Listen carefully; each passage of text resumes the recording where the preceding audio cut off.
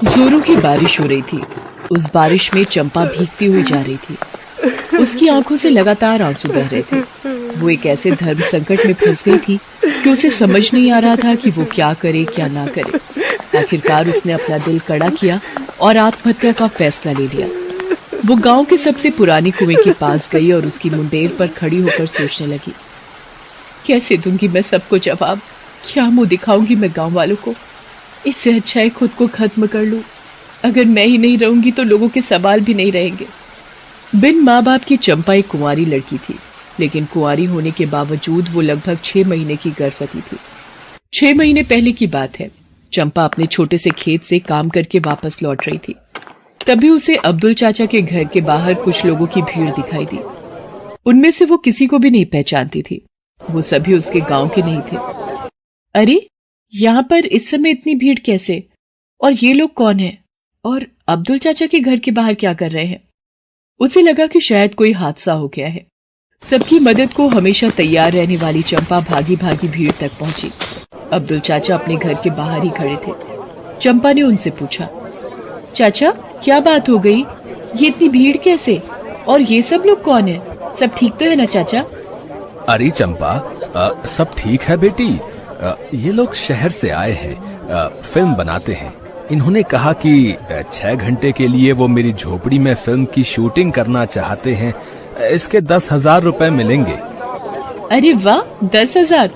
चाचा मेरी झोपड़ी में भी शूटिंग करवा दो ना, मुझे भी पैसे मिल जाएंगे। अरे चंपा, ये मेरे हाथ में नहीं है। वो जो वहाँ खड़े हैं ना, लाल शर्ट में, वही डायरेक्टर साहब हैं। उनका नाम अमित सक्सेना है। तू उनसे बात कर, वही तुम्हारी मदद करेंगे। चंपा डायरेक्टर अमित के पास गई और उनसे सारी बात कही। चंपा की भोली भाली बातें सुनकर अमित मुस्कुराने लगा। क्या नाम है तुम्हारा? जी, चंपा नाम है मेरा। बहुत ही प्यारा नाम है। जी। देखो चंपा, अभी तो हमारा काम हो गया है, लेकिन अभी 3-4 दिन हम गांव में ही रहेंगे। अगर आगे भी हमें जरूरत पड़ी तो हम तुम्हारी झोपड़ी में शूटिंग कर लेंगे। चंपा मुंह लटकाकर वहां से चली गई। अगले दिन की बात है।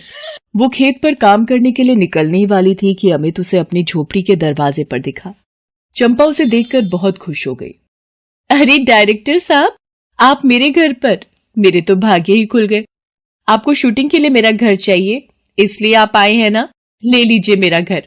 10 नहीं तो 8,000 ही दे दीजिएगा। वो क्या है ना, मुझे पैसों की जरूरत है। बुआई का समय हो गया है, लेकिन देखिए ना, बीज के पैसे ही नहीं है मेरे पास। अब जैसे बिना श्रृंगार की लड़की अधूरी सी लगती है, वैसे ही बिना फसल के खेत तो सूना लगेगा ना साहब। और जब फसल ही नहीं होगी तो चंपा क्या खाएगी? अमित एक बार फिर से चंपा की बातों को सुनकर मुस्कुराने लगा और उससे मजाक में कहा, तू बातें बहुत अच्छी करती है चंपा। मेरी फिल्म में हीरोइन बनेगी? क्या साहब, क्या मजाक करते हो मुझसे? मैं कहाँ गांव की गवार, मैं क्या करूंगी फिल्म में? ये सब आप जैसे पढ़े लिखे लोगों के लिए है साहब, मेरे लिए नहीं। तू गवार नहीं है चंपा, तू अलग है, सबसे अलग। भोलापन है तुझमें, सादगी है। आजकल की इस बनावटी दुनिया में तेरे जैसे लोग नहीं हैं। चंपा दिखने में बहुत ही सुंदर थी। अमित को वो पहली नजर में ही बहुत पसंद आ गई थी। यूं कहिए कि उसका दिल उस पर आ गया था। अमित की शूटिंग टीम वापस लौट गई, लेकिन वो अपने दिल की बात चंपा को बताने के लिए गांव में ही रुक गया। एक दिन की बात है। चंपा गांव के पुराने तालाब के पास से गुजर रही थी। तभी उसे बचाओ बचाओ की आवाज आई। बचाओ, बचाओ! चंपा भागी भागी आवाज की दिशा में गई। उसने देखा कि अमित तालाब में डूब रहा है। गांव का वो तालाब काफी गहरा था। लोग उधर कभी जाते थे, लेकिन अमित को इस बात का पता नहीं था। अरे, ये तो डायरेक्टर साहब हैं। चंपा तालाब में कूद पड़ी और किसी तरह अमित को बचाया। अमित बेहोश हो गया था। चंपा ने अपने मुंह से उसे ऑक्सीजन देना शुरू किया। थोड़ी देर बाद उसे होश आ गया।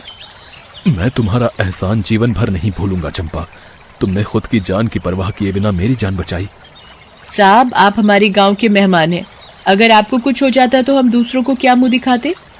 चंपा की ऐसी बातों को सुनकर अमित के दिल में उसके प्रति और भी प्यार भर गया। उसके अगले दिन की ही बात है। चंपा अपने खेत में काम कर रही थी। तभी अमित वहां पहुंचा और उसने अपने दिल की बात कह दी। क्यों मेरे से मजाक कर रहे हैं साहब? कहाँ आप, कहाँ मैं? मेरा और आपका कोई मेल ही नहीं। आपके आगे तो लड़कियों की लाइन लग जाएगी। कहाँ आप मुझ गंवार के चक्कर में पड़ रहे हैं। चंपा, मैंने बहुत सोच समझ कर यह फैसला लिया है। मैं तुमसे बहुत प्यार करने लगा हूं। तुम्हारे बिना अब जीने की सोचना भी गुनाह है मेरे लिए। शादी करोगी तुम मुझसे? ये कहकर अमित ने चंपा को गले लगा लिया। चंपा ने भी कोई ऐतराज नहीं जताया। माँ बाप और किसी अपने के प्यार से हमेशा महरूम रही चंपा को अमित की बाहों में सुकून का एहसास हुआ। उसके बाद वे दोनों हर दिन मिलने लगे। चंपा को अमित का साथ बहुत ही अच्छा लगने लगा। एक दिन की बात है, जोरों की बारिश हो रही थी। आज तो बहुत जोरों की बारिश हो रही है। पता नहीं मैं जहां रुका हूं वहां तक कैसे पहुंचूंगा। आज आप मेरे घर रुक जाइए। तुम्हारे घर? लेकिन क्या? मेरा घर छोटा है, वहां आप नहीं रुक सकते। पागल है क्या तुम? ऐसा क्यों सोचती है? चल मैं तेरे घर चलता हूँ। बारिश रुक जाएगी तो चला जाऊंगा। अमित चंपा के यहाँ रुक तो गया, लेकिन उस दिन उन दोनों ने सारी सीमाएं लांघ दी। कुछ दिन बाद अमित शहर तो चला गया, लेकिन अपनी निशानी वो चंपा के पेट में छोड़ गया। चंपा को जैसे ही इस बात का पता लगा, उसके पैरों तले जमीन खिसक गई।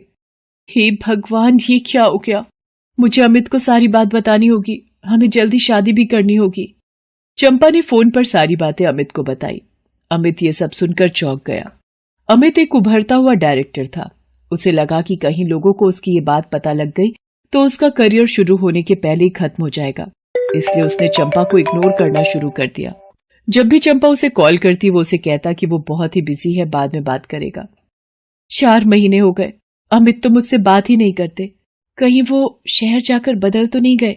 नहीं, ऐसा हुआ तो अनर्थ हो जाएगा। बार बार अमित द्वारा इग्नोर किए जाने पर चंपा ने खुद शहर जाने का मन बनाया। वो अमित के दिए पते पर पहुंची, लेकिन अब उसका अमित वो अमित नहीं रहा जो उसे गांव में मिला था।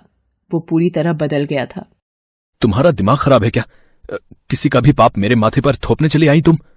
ये क्या कह रहे हैं आप? आपने मुझसे प्यार किया है और शादी का वादा भी। अरे मैंने कब तुमसे प्यार किया और शादी करने का वादा किया? मेरी क्या मत मारी गई है? अरे मेरा तेरा क्या मेल? तू कहाँ गवार देहाती और मैं कहाँ?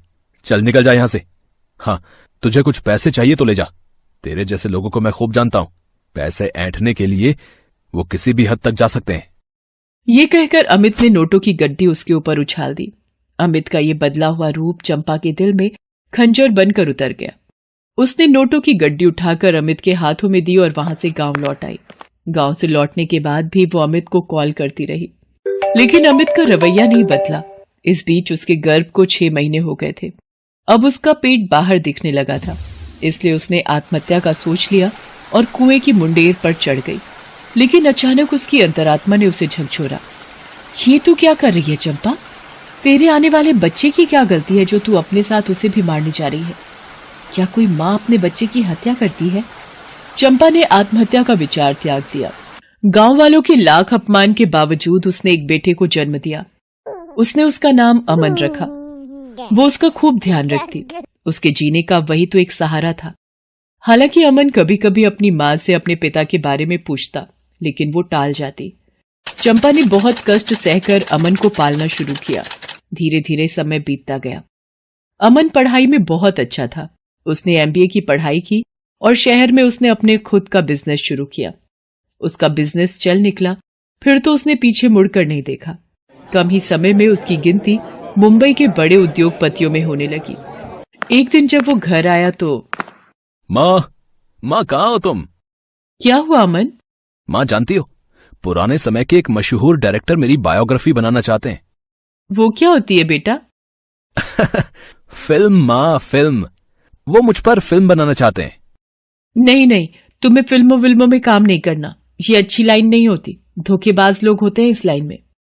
अमन को माँ का ये व्यवहार बहुत ही अजीब सा लगा, क्योंकि चंपा बहुत ही सीधी साधी और कभी भी किसी की शिकायत नहीं करने वाली औरत थी। अमन को समझ में आ गया कि माँ के इस व्यवहार के पीछे जरूर कोई कारण है। उसने चंपा से उस कारण को जानने की बहुत कोशिश की, लेकिन चंपा ने कुछ नहीं बोला। माँ, आपको मेरे सर की कसम, आपको ये बात बतानी होगी कि आप फिल्म वालों से इतनी नफरत क्यों करती हैं। अपने इकलौते बेटे की कसम के आगे चंपा मजबूर हो गई और उसने सारी बातें उसे बताई। लेकिन जैसे उसने डायरेक्टर का नाम बताया, अमन चौंक गया। वो डायरेक्टर कोई और नहीं, अमित ही था जो उसकी बायोग्राफी बनाना चाहता था। मां समय का पहिया देख फिर से घूम गया है। वो डायरेक्टर और कोई नहीं, वही इंसान है जिसने तुम्हें बुरी परिस्थितियों में छोड़ दिया था। लेकिन तू फिक्र मत कर, तुझ पर हुए हर जुल्म का मैं हिसाब लूंगा। अगले दिन अमन ने अमित को अपने घर पर बुलाया। जैसे उसने अमन के घर के अंदर प्रवेश किया, उसे चंपा की बहुत बड़ी तस्वीर दिखाई दी। उसकी आंखों के आगे पुरानी सारी बातें घूमने लगी। थोड़ी देर बाद जब चंपा अमन के साथ उसके सामने आई तो वो उससे आंख भी नहीं मिला पा रहा था। फिर भी उसने हिम्मत करके उससे पूछा, चंपा, तू यहां? ये इस घर की मालकिन है और मेरी मां है। अब तुम मेरे बेटे हो अमन? नहीं, मैं आपका नहीं, अपनी मां का बेटा हूं, क्योंकि इन्होंने मुझे आपकी तरह मझधार में नहीं छोड़ा। सारे दर्द सहे, लोगों की बातें सुनी, आपकी बेरुखी सही, लेकिन जिंदा रही ताकि मैं खुश रहूं, मैं अपनी मंजिल पा सकूं। ये आपकी तरह भगोड़ी नहीं निकली। अमन की बातें सुनकर अमित की आंखों में आंसू आ गए।